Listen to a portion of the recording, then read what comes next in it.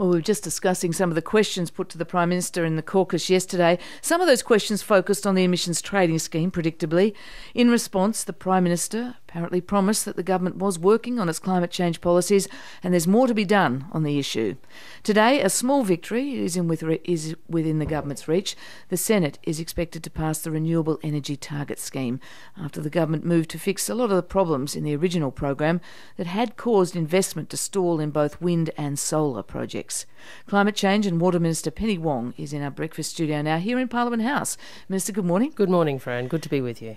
Problems with the renewable energy scheme were obvious last year. Big projects were threatened and big companies were talking out about this quite clearly. Why has it taken so long to fix? Well, look, I think people have to remember that this is quite an historic step. You said it was a small step along the way. It's actually quadrupling Australia's renewable energy use, so that by 2020, the equivalent of all our current household electricity use would come from wind and solar and wave and whatever other renewables can get to the market. So that's a great thing.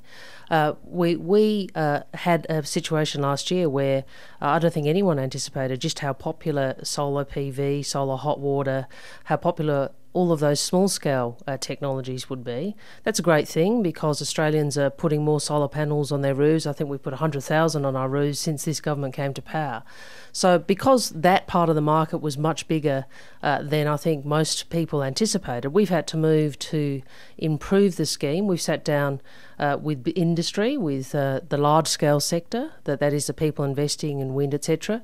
And I'm pleased also that I got to sit down again with Macca and negotiate a position. Hopefully this time the opposition will hold to the agreement. I'd anticipate that they will. With respect, Minister, you were told pretty early on by the Greens and I think the opposition too, and certainly some in industry, that the smaller scale projects were going to warp the system, that this was a badly designed renewable energy target scheme. I don't accept that. We ran interviews last year on this. I don't accept that it was badly designed at all. And in fact, some of the criticisms which were made last year are not actually the issues which have caused problems later. For example, some people were saying solar hot water was going to be the issue.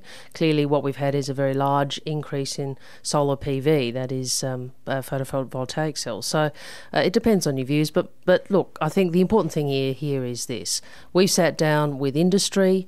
I announced earlier this year, I think it was in February from memory, these changes to the scheme. We've worked through these changes with industry and also with the other parties.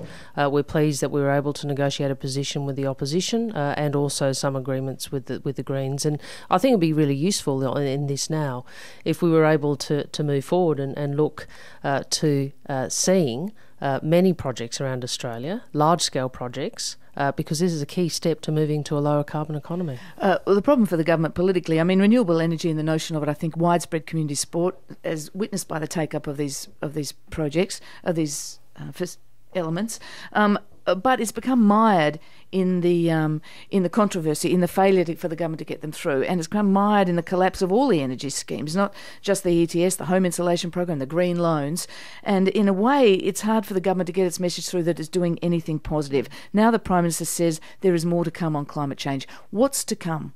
Well, can I just say first, let's remember what we've done. We've put, we're quadrupling the amount of renewable energy in Australia. We've put 100,000 solar panels on roofs. That's about 10 times more than John Howard did. In the dying days of your first term, though, and that's all. That's pretty much all. Well, hang on. We did bring forward a comprehensive emissions trading scheme to the Parliament. We couldn't get it through, Fran. The Greens and the opposition voted it down. In fact, the opposition, as you remember, changed their leader to avoid honouring an agreement that I'd negotiated with them. Of course, in light of all of that, we have to look at what other things can be done. We also remain committed at the CPRS because we know to meet the targets that Tony Abbott has also signed up to, we need to do all these things. We need to do renewable energy, energy efficiency, and we need a price on carbon. You couldn't get it through, or there may be most likely a new Senate dominated by the Greens after the election. Will you go to the election doing a deal with the Greens for some kind of carbon price? Will you go to the people saying, we will introduce a carbon signal here?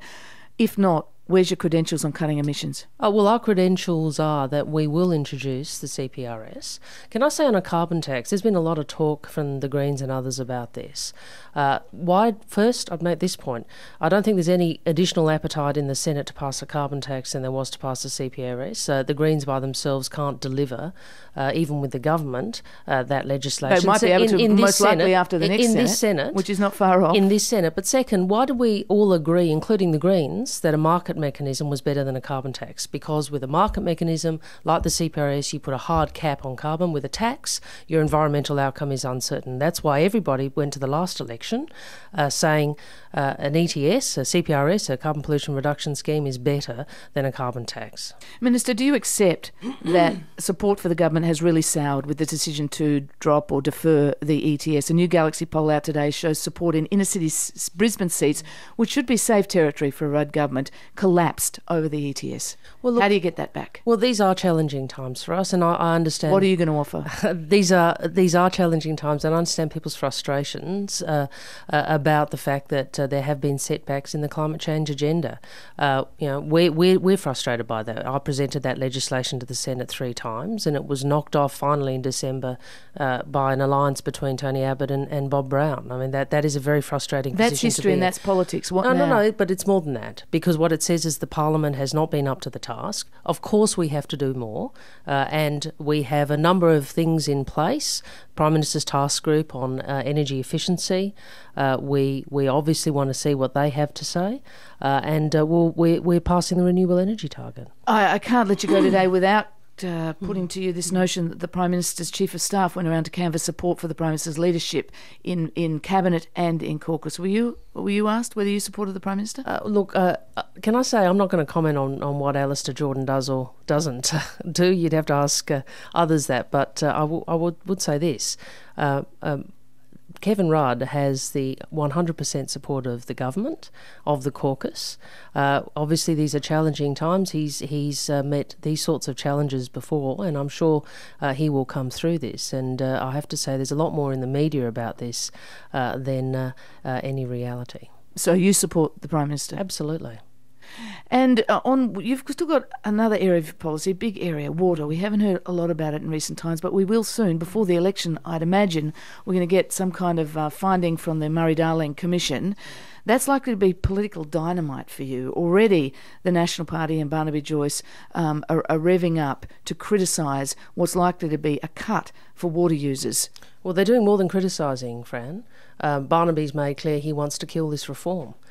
Just like he made clear he wanted to kill reform on climate change, he wants to destroy any water reform before it's been rolled out. The plan that you're talking about is the first time in the nation's history that we will have a scientifically based cap on how much water we can take out of the Murray-Darling. If we don't take less out of those rivers, we're not going to fix them up. And the reality is that Barnaby doesn't want to fix them up. And there is another split here, Fran, between the Liberal Party and the National Party, because the Liberal Party have been saying that they want to fix up the Murray-Darling, they support purchasing of water, they support a cap, and now we see Barnaby as Tony Abbott's spokesperson making clear that he doesn't want to play that game. Unfortunately, it appears in the Coalition on Water, the National Party is pulling the strings. That's not a good thing for the Murray-Darling. Minister, I'm going to ask you one more time, when are we going to see a major carbon emission cutting policy from the government before the election? Well, look, you'll see more on climate change from us, Fran, but I'd just remind you, we spent 2 years putting forward a major climate change policy and emissions reductions policy. Unfortunately, we weren't able to get it through the Senate. Will Labor win the election? We're working very hard to ensure that we do, but ultimately that's a matter for the Australian people. Senator Wong, thanks so much for joining us. Good to speak with you. Climate Change Minister and Water Minister, Senator Penny Wong. It's 10 minutes to 8 on RM Breakfast.